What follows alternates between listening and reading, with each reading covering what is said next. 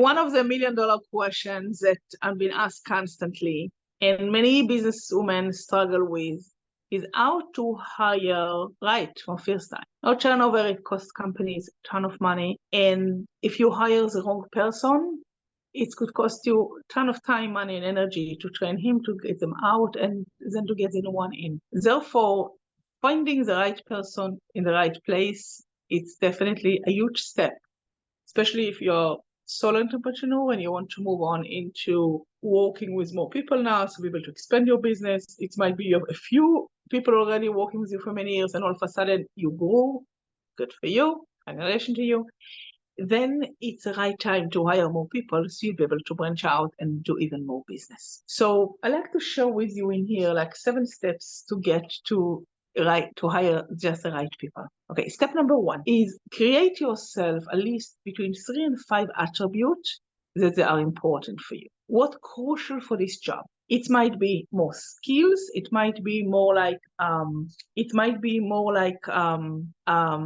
attribute, personality trait, or whatever it is like. So create what is a must for you, and could be another, list of extra to be bonus if they have it too. So let's say, for example, if for you it's crucial this person could type X amount of words per minute, have it. If you think that it's crucial for you this person be able to negotiate contract, have it there. You cannot create from somebody who type, just somebody who can negotiate contract. Yeah, sometimes you could train them into it, but are 2 separate things of skills. And you can't say, oh, by the way, I want this also. No. Sit down with yourself first and be very clear for yourself for what you are looking for. What is the position you want, and what the really 3 skills that really, really crucial for you, that this job will be done in the best way as possible. Soon that you are clear yourself with what you want, then it will be easier for you to vet out the people because of you have this list to compare it to. And B, by law of attraction, it's going to bring to you, the right people. Besides, it'll be more clear when you communicate with different agencies or networking about this. It'll be very, very clear for you to know what you are really looking for. So you cannot skip this step 1. This is crucial. It's foundation. But step number 2 is network. Tell people that you are looking, and tell them clearly what are the 3 things you cannot do without. So networking, it might be just tell it to your friends. It might be posting on LinkedIn. It may be post it in your social media. It might be like just going on your WhatsApp group or your contact list, and just let people know. It might be like this, the rule of 6 degrees of separation. It's maximum six people between me and the person I like to meet. Even if you want to meet the president of I don't know what, or if I want to get to some very hard to reach business person, it's never going to be more than 6 people between me and them, and many times it's be only 3 or 4 steps of separation. So you always could try to think, always aim to think, who are those people who might know those people? I mean, sometimes be surprised that somebody you did not think about going to bring you this kind of person. But even if you want to get to think about who else is in your industry that could have it, or who might, know people who knows. And you could network in this kind of way. It could be all different topic, how to network, but network around anyone you could just know or be, and let them know that you are looking. You never know what gem is just in your backyard, or somebody who knows about somebody that knows. It could be just a perfect person. But describe to them exactly what's important to you, because the word, let's say office manager, for example, it's by definition very, very different between one person to another as you look at this. Is the office manager is more like a project coordinator? Is the office manager is somebody more like a receptionist? Is the office manager is more like somebody who manage other people, do your human resource for you? Every company has a different definition for this stuff. So forget about all the fancy terminology you find on the internet. You could use it to help you out to sort out your thoughts, but really stick to the things that are important to you. And again, you might will change this definition 5 years down the road, because for you, where your business is holding now and what your company needs right now, it might be different definition. It will be in a few years down the road. Stick to your 3 things. Do not give up on them. If you'll give up, you'll not be happy afterward. So don't go to a list of 80 things, but list of 3 things to 5 top And these are the things that you don't give up on them. And you search and look till you find this person with those three qualities. Okay, so step number 1 was clear to yourself. Step number 2, network. Step number 3, do a phone or Zoom interview. Don't waste your time. Weed out those people who will not pass the first interview. You don't have to get dressed and they have to get dressed and somebody has to drive and you have to do the stuff, till you're really sure that these people are good. Sometime within 5 minutes phone call, you could smell and sense this person is totally not fit in your company culture. Could be a great asset to different company, but for you, it's not going to work with them because of culture, because the way they speak, because the way they're expressing, because the way they I don't know, even just for example, working in New York and working in Florida, the different cultures, what you need to serve customers, working in a middle-sized company versus a large-sized company or a solo entrepreneur, it's a very different type of personality traits that you need. So many times you could sense on a phone right away with a Zoom call or a phone call within 5 to 10 minutes, you could sense already if this person is totally not. Weed out the rest because you do not want to waste your time and feel burned out with million interviews. Step number 4 is conduct the interview. In the interview, please do not look just at the skills. What the quote say. People are hired for the skills and fired for attributes. People are many times look very glamorous. They bring you a fancy resume. They show up in an interview and rave about their success. They talk about the skills and how great they are about doing X and Y. Be very, very cautious about this because the people will grow. But the same thing about marriage. You cannot marry somebody on the condition that the might will change for you. Yes, after I get married, I'll teach him, he'll learn. No, he'll not. Could be will, it will be added bonus, but you are not married on this condition. And the same thing about a job interview. It's not a marriage, but you're going to spend many, many hours with that person. So be very cautious about the personality trait. Are those people willing to learn? These people could be culturally adapted? Are those people have the speed that you are looking for? Are those people have the kindness or the compassion or not compassion? You want them to be more like, be the bad cop for you in a company. Whatever you're looking for them, make sure that they have it. Besides the skills, they have the attributes that you are looking for. Because personality trait is much harder to get. I spoke once with Mike Bowies, who is training NFL players. And he told me, we spoke about hiring people and about his trainers. And he said, I could train anyone, but I need them to have the personality trait of putting themselves first, putting the client first before themselves. If they have this personality trait, I could teach them anything. Now, Mike Bowies is brilliant and behind. I know his IQ. It's really high above average. Obviously, I'm not going to announce it to the world. But to understand what he say, is above the pay scale of many, many people with their IQ. He still feel he could train anyone, no matter what IQ is. But he will not train somebody who feels selfish and put his own needs before the client's needs. So for him, this is the red line. He say no to it. Think to yourself, what is the red line for you? What is the line you are not going to cross? What is one personality trait that it's so crucial for you that you will keep it and you want this person to have? And when you're looking for the job interview, look not only for the skills, not only about past experience, but look also into the personality trait because this will not go away. Okay, in the interview, the one thing I believe it's very crucial, check for the person, this is point number 5, in the interview, check for the growth mindset of this specific candidate. Because if this person does not show interest in growing, and just want to go on the glamorous past history, you will have very hard time emerging him into your company. He'll have very hard time learning your company culture, and it always will just talk hey, in my other company, I did X, Y, and Z. Yes, could be you did. Many people are tired from redo things or try or are not capable in learning other people's culture because the limiting belief is I'm good enough the way I am and I do not want to go and to learn anything new. I already proved myself to my previous boss. Why do I have to prove myself to you too? So forth. I mean, they're not said in so many words, but basically you'll ask them to do something in your way.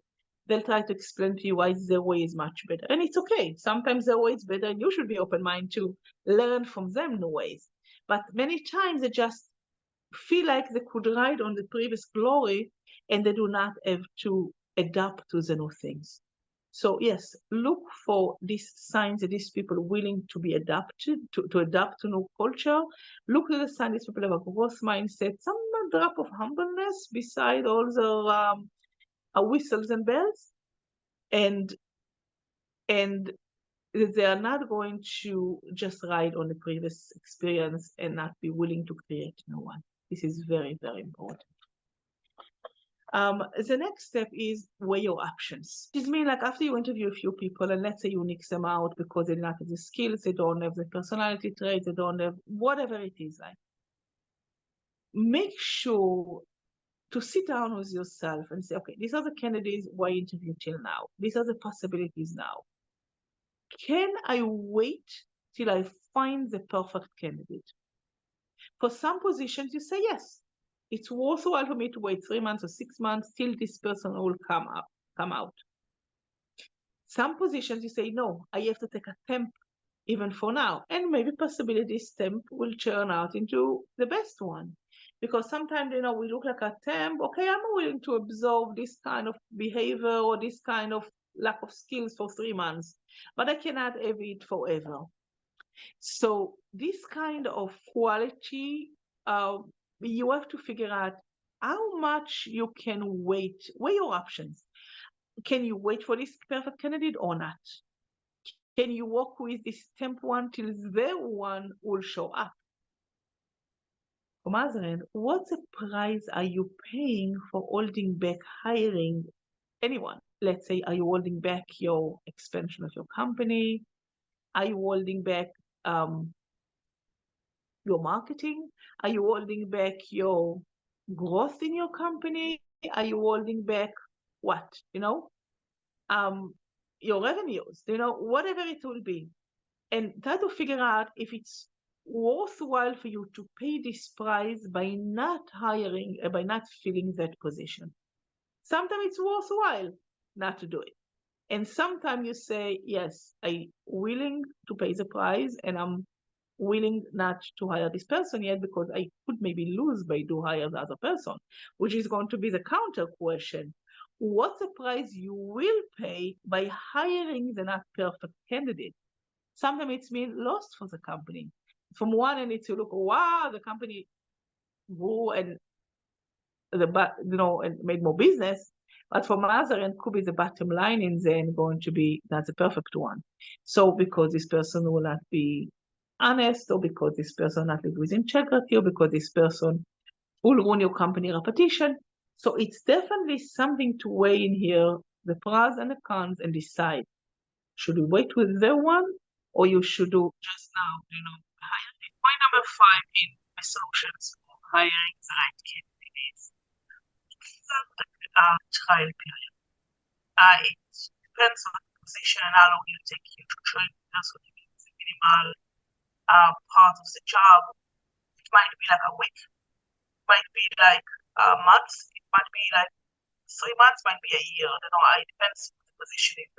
On a sector, probably 1 week trial, you'll be able to figure out if she's good enough or not, the company culture after she's working out. Really, when you watch types out, she has a policy which she says she's the most sweet and amazing person, and maybe you'll see it's not. Sometimes even after 1 hour, it's it. But sometimes a trial for a day, it's just fine. If it's somebody who's more like key position and required to hold juggle many balls, you might do more like 3 months or 6 months trial period. It's be good for you, good for them. It's not a marriage. You try it out. Once it's great, it's not work. Say nice goodbye with, there's no way to it. No contract, and spend money on this person, and he's not providing to the company what you're looking for, etc. A trial period is an excellent idea. It shows that not everyone will agree to, for some people has to leave this job in order to come to you. So you'll have to sometimes take the risk without this. But again, don't sign yet a multi-year contract till you know that this person is really the right fit and really fulfill all your job description you're aiming at this person. In this case, try it out, figure out what's happening, and again, remember, every person that went through your door gave something to you and to your company. You might learn what not to hire based on what they say. You might learn how to train better the next person. You might learn how to express in advance certain things that your job will require. Maybe this person, used to the concept of, let's say, office manager without the concept that he has also to deal with things. You just deal with people. All of a sudden, in your company, you have to deal with things and not just with people. Whatever it is, you definitely sharpen your soul. You learn more from them. And everyone that come to your company, I hope, leave something also good in your company by opening up your mind and your eyesight to be 2020 and figure out what else you might want to do in your company or to do something there. And because sometimes somebody come to visit just for a minute, but see all your default that you cannot see because you're blinded and you're running into this treadmill, onto this treadmill so many months or so many years, and you not realize that hey, your company produces a kind of brush up or some kind of tune up or some kind of facelift up or whatever it is. And sometimes somebody will come from outside just for a little bit and teach you or show you the direction for something that you did not think or dream about that you really need to do it. I'll give an example. I once was considering hiring somebody for marketing, and we worked for a little bit together, and he told me some kind of comment about as I'm showing up in my social media or advertisement, is to have certain kind of into them. And at the time I brushed it off. I say, really, seriously, I really have to do X, Y, and Z. And I at one point, we stopped our contract and I just let him go. But you know what? Years later, I learned that he was really right and correct, and I started following the advice that he gave me at the time. So maybe sometime this temp or this person that came for a short time to work for you for a trial period will teach you something. Not always you'll be ready to hear it at that time. It might be saying, oh, this person not culturally fit because he does not understand how great we are without this specific piece. But guess what? Sometimes you are the one who is not ready to hear it. And then later on, as you will grow, and as your company will grow, as your mindset will evolve, you will see, hey, this person was actually right, and I should have listened to him 2 or 3 years ago, and I'll save myself so much headache. So treat the people with open mind, ready to get what you have to say. It does not mean that you have to implement everything they say right away, but write it some kind of mental note for the advice I'm giving you. Maybe one day you'll grow up and you'll be ready to implement it. Point number 6, be ready to train and support. Yes, you have a new person, it takes a lot of time, money, and energy to train them, but they're new. If you want them to do something your way, say it. If you want to give them a freedom to do it the way they want it, say it. If you have some kind of limit and boundaries about something, say it. Train them to the specific program, skills, knowledge, culture, whatever it's important for you, because they cannot just guess it. And if they have to start to learn it from the air, they might will if they're capable enough, but they'll have to go through too many trials and errors, and it's possibility not be a great experience to either one of you. And guess what? Be ready to do it and redo it again. Because if this person, the trial period will not work for them, you'll have to be ready to retrain and redo it again. It's exhausting. So finding the right person from the beginning, it's good. But sometimes you have to retrain 2 or 3 people till you find the right one, then it will stay with you for the next 5 or 10 years. Maybe for a lifetime of the time. Okay, and now last but not least, point number 7. Turnover is not bad. Keep it in your mind. Every person that comes to the company is going to give you something into it. And many times people who are leaving the place, first, it's fact of life. Every company has so-called the life shelf of how long this style of job usually it's normal in the market. some jobs, it's very normal to go through a few people through the same year because of very um, tedious or because it's very people burned out first from this and etc. And it's okay. This is fact of life. Don't blame yourself always. Obviously, learn from this. You could ask a person in the exit interview what you could have done differently. And sometimes it's their problem and not your problem because they cannot adapt or because they're not skillful enough or because you thought that they are better than they are or because they're running on the glamours from the past. Make no difference what. If you have the guts and you have the time for this, I recommend you very much to do like an exit interview and figure out what could you learn so you'll do better for the next person. What you did not tell them in advance and they found as a surprise. What they should have done in advance and maybe they'll take or not take the job. What something could have changed to do better for the next person who come in and etc. But don't blame yourself for this. It's fact of life. While they're part of your team, treat them with respect. Express constantly your gratitude to them and make sure that they are constantly growing. Do you know what? This is one part of my problem.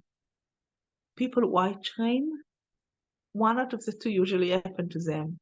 Other companies understand the quality of our training and they just grab them, snatch them, want them, offer them more money or better conditions or better whatever it is.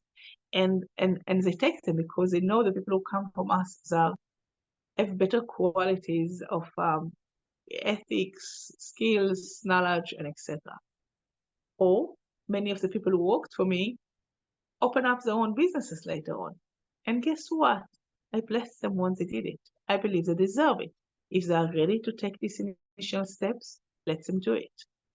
And yes, I do have a few that did stay with me for many, many, many years. And we forged like a really, really great relationship, almost like a family member. So yes, express your gratitude while they're there. Treat them well so they might want to stay by you too. I have an open relationship with them, so in case that they didn't get an offer in different place, like with a better offer, they'll come to you and talk to you. So you'll be able to offer them maybe to up your offer if you think they deserve it and can do it.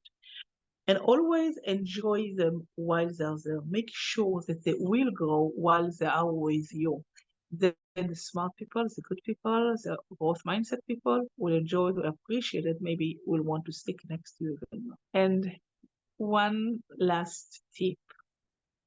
Stay sweet till the last moment. This is a good advice I got once from a friend regarding more personal relationship. Stay sweet till the last moment. The world is a very, very small village. You never know who you are going to meet again down the road.